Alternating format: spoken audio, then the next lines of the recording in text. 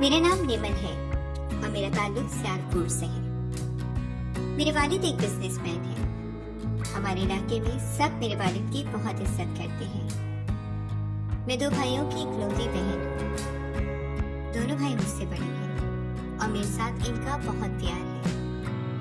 बड़े भाई की शादी का शोर उठा तो मैं बहुत खुश थी। मेरी बचपन से ख्वाहिश थी कि मेरी कोई बहन होती, लेकिन मेरे बाद अम्मी अब्बू की कोई और औलाद नहीं हो सकी। मेरी भाभी ब्याह कर घर आई तो मैंने भाभी के बहुत नाज नखरे उठाए। एक महीना तो इन्हें किसी काम को हाथ लगाने नहीं दिया। शुरू में मुझे भाभी के मिजाज का पता नहीं चल सका, लेकिन आहिस्ता आहिस्ता मैं समझ गई कि जिस तरह मैंने भाभी को अपनी बहन समझ लिया है, वो मुझे अपनी बहन नहीं समझती। मैं बहुत दुखी हो गई। छोटे भाई की शादी भाभी की छोटी बहन से हुई थी। वो भी भाभी जैसी ही थी। मेरे भाई बदलने लगे। इन्हीं दिनों मेरी शादी की बात होने लगी। मेरी होने वाली नंद भी इकलौती बहन थी अपने भाई की। मैंने सोच लिया था कि मैं रिवायती भाभी नहीं बनूंगी, बल्कि अपनी नंद के साथ बहन बनकर रहूंगी। मैं हरगिज नहीं चाहती थी कि मेरी नंद भी सोचे कि मेरा भाई शादी के बाद बदल गया है। मेरी शादी हो गई और मैं ब्याह कर अपने शौहर के घर आ गई। मैंने शुरू दिन से ही अपनी नंद को बहन समझा था और मेरी यही कोशिश होती थी कि इसे एक बहन की कमी महसूस ना होने दूं। मैं इसके साथ साथ रहती, इससे बातें करती। जब मैं और मेरे शौहर खाने के लिए बाहर जाते तो मैं इसे भी अपने साथ ले जाती। बस इतना चाहती थी कि हम दोनों बहनें बनकर मिलजुल कर रहें। मगर कुछ वक्त गुजरने के बाद मुझे पता चला कि वो मुझसे कुछ खिंची खिंची रहती है। बज़ाहिर अपने भाई के सामने वो अच्छी थी, मगर इनके काम पर जाने के बाद इसका रवैया बदल जाता। मैं इससे कोई बात करती तो वो मुंह फेर कर वहां से चली जाती। मैं इसके लिए कुछ खाने के लिए बनाती तो बुरे बुरे मुंह बनाती और खाने में नुक्स निकालती। मैं इसको अपने साथ बाजार जाने का कहती तो मना कर देती। वजह मालूम करने पर पता चला कि मेरे शौहर ने अपनी पसंद से मुझसे शादी की थी। उन्होंने मेरी दोस्त की शादी पर मुझे देख लिया था और घर वालों को मजबूर करके मेरे घर रिश्ता भेज दिया था। मैंने अपनी नंद को समझाने की कोशिश की। देखो गुड़िया, इसमें मेरा कोई कसूर नहीं। मैं तो तुम्हारे भाई को शादी से पहले जानती तक नहीं थी। झूठ कह रही हैं आप। ऐसा कैसे हो सकता है कि भाई ने आपकी रजामंदी के बगैर आपके घर रिश्ता भेज दिया? मुझे आपकी बात का जरा भी यकीन नहीं है। मेरी नंद नफरत से कहते हुए वहां से चली गई। मेरी समझ में नहीं आ रहा था कि अपनी सास और नंद के दिल से नफरत कैसे निकालूं। मेरी सास को भी यही लगता था कि मैंने अपने शौहर को फंसाया था, हालांकि मैंने इन्हें शादी से पहले देखा तक नहीं था। शायद मेरी सास किसी और से मेरे शौहर की शादी करवाना चाहती थी, इसलिए मैं इनको बिल्कुल पसंद नहीं थी। दोनों माँ बेटी चाहती थी कि मैं घर छोड़कर चली जाऊं। पूरे घर की जिम्मेदारी उन्होंने मेरे सर पर डाल दी थी।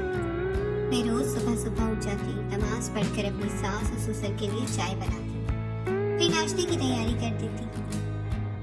मेरा शौहर सुबह 7 बजे घर से निकलता और शाम को 6 बजे तक घर आता। इस सारे अरसे में मुकम्मल तौर पर अपनी सास और नंद के हुक्म के ताबे होती थी। घर के सारे काम मुझसे करवाए जाते थे। बात बात पर मुझे ताने दिए जाते और जलील किया जाता था। मैं खामोशी से सब सह जाती थी, क्योंकि मैं घर का माहौल खराब नहीं करना चाहती थी। इन दोनों की भरपूर कोशिश होती थी कि मेरे शौहर को मेरे खिलाफ कर दें, मगर अल्लाह का शुक्र था वो किसी की बातों में नहीं आते थे। एक दिन तो हद ही हो गई। मेरी नंद मेरे शौहर को कहने लगी कि भाभी किसी लड़के से फोन पर बातें करती है। मेरे तो सुनकर होश ही उड़ गए। इतना बड़ा इल्जाम वो मुझ पर लगा रही थी। ये झूठ बोल रही है, आप मेरा यकीन करें। मैं किसी लड़के से फोन पर कभी बात नहीं करती। आज तो सिर्फ मेरे भाई का फोन आया था। मैंने रोते हुए अपने शौहर से कहा। उन्होंने अपनी बहन को डांटा और मेरी हिमायत की कि मैं ऐसा नहीं कर सकती।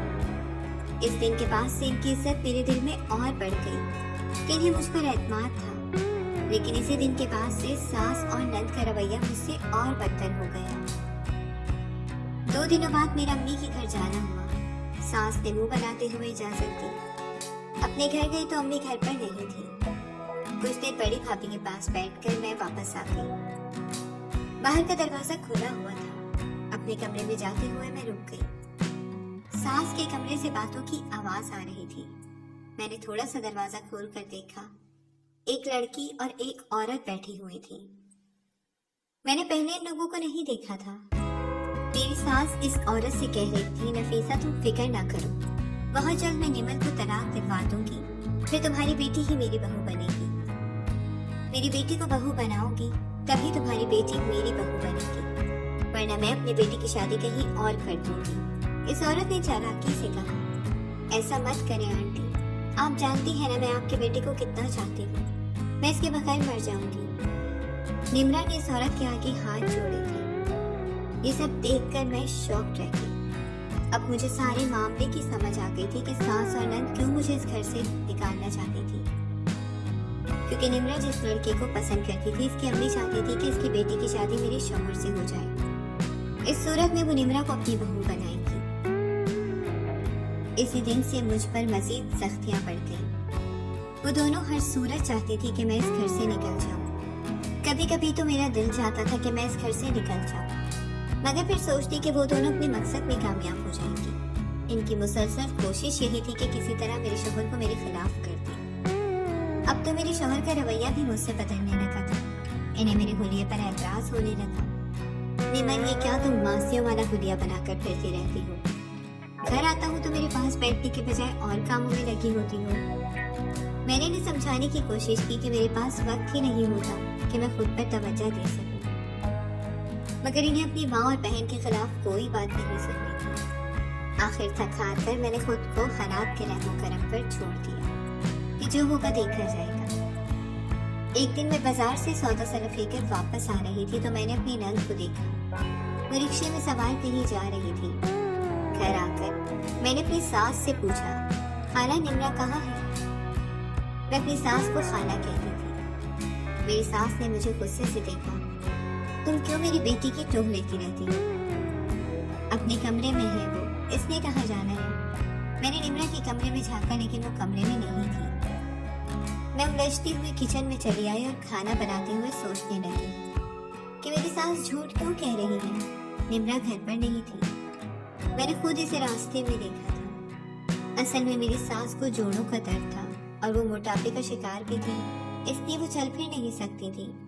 اگر نمرا کو کہیں جانا ہوتا یا تو وہ اپنے بھائی کے ساتھ جاتی یا میرے ساتھ، لیکن کچھ دنوں سے میں غور کر رہی تھی کہ ہر جمعرات کو نمرا کہیں جاتی ہے۔ وہ دوپہر کے بعد کہیں جاتی تھی اور مغرب کے وقت واپس آتی تھی۔ میں نے پوچھا تو کہنے لگی اپنی سہیلی کے یہاں جاتی ہوں۔ اگر بھائی کو بتایا نا کہ میں گھر سے باہر اکیلے جاتی ہوں تو تمہارا جینا حرام کر دوں گی۔ دیکھو تمہیں اگر کہیں جانا ہو تو مجھے ساتھ لے جایا کرو، ایسے اکیلے جانا ٹھیک نہیں۔ میں نے اسے سمجھانے کی کوشش کی مگر وہ کوئی بات سننے کو تیار ہی نہیں تھی۔ تم میرے معاملات میں خاموش رہو ورنہ اچھا نہیں ہوگا، اس نے کہتے ہوئے مجھے دھکا دیا تھا، جس کی وجہ سے میں گر کر بے ہوش ہو گئی۔ ہوش میں آئی تو میں اسپتال میں تھی۔ ڈاکٹر نے مجھے حاملہ ہونے کی خوشخبری سنائی۔ میرے شوہر بہت خوش ہوئے تھے۔ انہوں نے اپنے رویے کی معافی مانگی۔ گھر آ کر انہوں نے میرے لیے ایک ملازمہ کا انتظام کر دیا اور کہا کہ گھر کا کوئی کام نہ کرو۔ نمرا اپنے بھائی کو دکھانے کے لیے اوپر سے میرا خیال رکھتی تھی مگر اندر سے ابھی تک وہ مجھ سے بغض رکھتی تھی۔ ایک دن میں نے اپنی ساس اور نند کو باتیں کرتے ہوئے سنا۔ وہ میرے خلاف سازش کر رہی تھی۔ نمرا کہہ رہی تھی، امی اب تو وہ ماں بھی بننے والی ہے، بھائی کبھی اسے نہیں چھوڑیں گے، ہم کیا کریں گے؟ میری ساس اسے کہنے لگی کہ تم فکر نہ کرو، کچھ نہ کچھ بندوبست کر دیں گے، تم ایسا کرو اس سے اپنا رویہ ٹھیک کرو اور اسے کھانے میں کچھ ملا کر دیتی رہو۔ میں نے اپنے شوہر کو دبے لفظوں میں خبردار کرنے کی کوشش کی۔ مجھے اس گھر میں خطرہ ہے مگر انہیں اپنی ماں اور بہن پہ پورا بھروسہ تھا کہ وہ کچھ نہیں کریں گی۔ میرا سارا وقت خوف میں گزرنے لگا۔ اب اس کا رویہ مجھ سے اچھا ہو گیا تھا۔ اکثر وہ میرے لیے کچھ نہ کچھ بنا کر لے آتی، میں اس کے سامنے مسکرا کر وہ چیز رکھ دیتی تاکہ اسے شک نہ ہو اور بعد میں وہ چیز ضائع کر دیتی۔ وہ پوچھتی تو میں کہتی ہاں میں نے کھا لیا تھا، جس سے وہ مطمئن ہو جاتی۔ میری نند اب بھی ہر جمعرات کہیں جاتی تھی۔ میں نے اپنے شوہر کو کہا تھی مگر وہ لاپرواہی سے ٹال گئے کہ اپنی سہیلی کے گھر ہی جاتی ہوگی، جانے دو کچھ نہیں ہوتا۔ ایک جمعرات کو وہ پھر سہیلی سے ملنے کا کہہ کر گھر سے نکل گئی۔ مجھے شک تھا کہ وہ اسی لڑکے سے ملنے جاتی ہوگی جسے وہ پسند کرتی ہے۔ آخر سہیلی کے گھر ہر ہفتے تو نہیں جایا جاتا۔ میں نے اس راز تک پہنچنے کا فیصلہ کیا اور اس کا پیچھا کرنے کا سوچا۔ وہ گھر سے نکلی تو میں بھی چوری چوری نکل آئی۔ سڑک پر آ کر اس نے رکشہ لیا، میں نے بھی ایک رکشہ روک لیا۔ رکشے والے کو اس کا پیچھا کرنے کو کہا۔ 10 منٹ بعد ایک گندے سے علاقے میں آ کر وہ رکشے سے اتری اور ایک جانب چل دی۔ میں بھی احتیاط سے اس کا پیچھا کرنے لگی۔ وہ 5 منٹ تک چلنے کے بعد ایک دروازے کے آگے رکی اور دروازہ کھول کر اندر چلی گئی۔ میرا شک یقین میں بدلنے لگا کہ ہو نہ ہو یہ کسی لڑکے سے ملنے آئی ہے۔ میں بھی اس کے پیچھے اندر داخل ہو گئی۔ اندر جاتے ہی میرے تو ہوش اڑ گئے، کیونکہ یہ ایک گھر نہیں تھا، آستانہ لگ رہا تھا۔ ہر طرف اگربتیاں جل رہی تھیں۔ بی بی کیا مسئلہ ہے؟ ایک کرخت خاتون نے مجھ سے سوال کیا اور مجھے روک کر پوچھا تو میں ڈر گئی۔ مجھے سمجھ نہیں آیا کہ کیا کہوں۔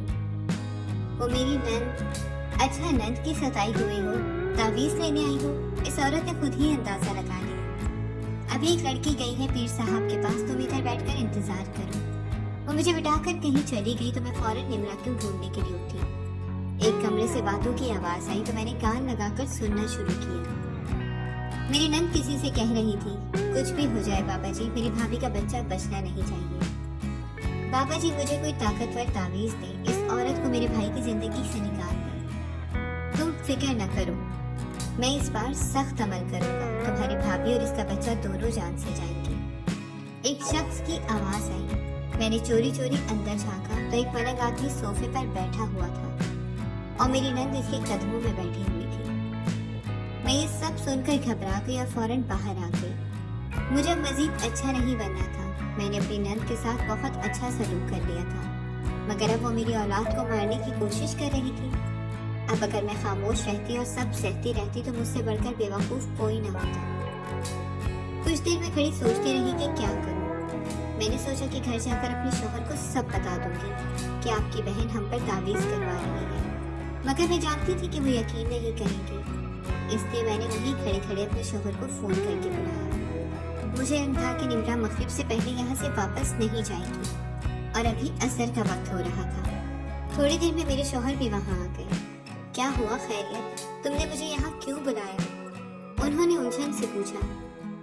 میں آپ کو کہتی تھی نا کہ نمرا ہر جمعرات کو کہیں جاتی ہے، مگر وہ اپنی سہیلی سے ملنے نہیں جاتی، میں نے کہا۔ میرے شوہر نے حیرانی سے پوچھا، تو کہاں جاتی ہے اور تم یہاں کیا کر رہی ہو؟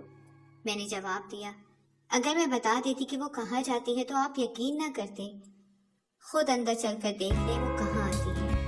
میں اپنے شوہر کا ہاتھ پکڑ کر اسے آستانے کے اندر لے گئی۔ اتنی دیر میں وہاں اور بھی عورتیں آ چکی تھیں۔ میں نے ایک کمرے کی طرف اشارہ کیا کہ نمرا وہاں موجود ہے۔ میرے شوہر نے ایک جھٹکے سے دروازہ کھولا۔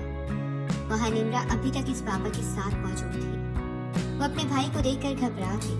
اس نے کچھ کہنے کی کوشش کی، مگر میرے شوہر نے آگے بڑھ کر اس کے منہ پر تھپڑ مارا اور اسے کھینچتے ہوئے وہاں سے باہر لے آئے۔ گھر آ کر انہوں نے اس بات کو بہت جھٹکا اور اس کا گھر سے نکلنا بند کر دیا۔ نمرا کی ساری حقیقت میرے شوہر کے سامنے آ چکی تھی، اس لیے بہت جلد انہوں نے اس کا رشتہ طے کیا اور اسے گھر سے رخصت کر دیا۔ میرے سر سے خطرے کی تلوار ڈل گئی تھی۔ مجھے اب بھی ڈر تھا کہ کہیں وہ دوبارہ مجھ پر جادو نہ کرے، اس لیے میں نے نماز اور قرآن کی پابندی شروع کر دی۔ میری عادت بن گئی کہ روزانہ سونے سے پہلے سورہ بقرہ کی آیت پڑھتی اور ماؤس 3 پڑھ کر سوتی تھی۔ میرے بیٹے کی پیدائش کے کچھ عرصے بعد میری سانس پر فالج کا حملہ ہوا اور 2 مہینوں بعد ان کا انتقال ہو گیا۔ اب پورے گھر پر میرا راج تھا۔ اللہ نے میرے صبر کا مجھے پھل دے دیا تھا۔ اگر میں اس دن نمرا کا راز فاش نہ کرتی تو آج میرے پاس جو نعمتیں تھیں وہ نہ ہوتی۔ انسان کو ایک حد تک ہی دوسروں کے ساتھ اچھا کرنا چاہیے۔